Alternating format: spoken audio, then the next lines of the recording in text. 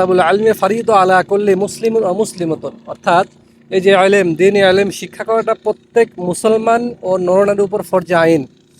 তো এই জন্য শিখতে হবে, জ্ঞান অর্জন করতে হবে। জ্ঞান অর্জন না করলে আপনি আসলে বুঝতে পারবেন না। আপনি যদি কোনো বিষয় জানেন, তারপরে হচ্ছে ওই বিষয়ের প্রতি আপনি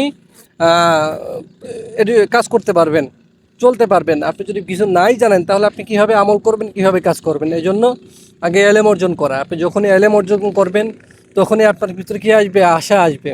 আপনি যখনই একটা কাজ শিখবেন, তখন আপনি ওই কাজটা আপনি করতে পারবেন। তো এই জন্য আসলে শিখা, এলেম অর্জন করা, সেটা যেভাবেই হোক না কেন, আমরা অবশ্যই এলেম অর্জন করব। এবং এলেম অর্জনের মাধ্যম দিয়েই কী করা যায়?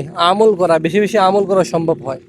আর একটা কথা হচ্ছে, আপনি যেটাই জানেন দিনের জন্য, আপনি দিন যেভাবেই বুঝেন, যেভাবেই জানেন, যেটা আপনার কাছে সঠিক, অর্থাৎ আপনি যেভাবে আর এলেম শিখেছেন, ওই এলেমটা অন্যের কাছে পৌঁছাই দেয়া। আপনি যতটুকু এলেম অর্জন করেছেন, ওই এলেমটা কী করা? অন্যের কাছে পৌঁছাই দেয়া। অবশ্যই এর মধ্যে কি রয়েছে? ফায়দা রয়েছে, বহু ফায়দা রয়েছে। আল্লাহ তাআলা আমাদেরকে সকলকেই কী করুক? তৌফিক দান করুক, আমিন।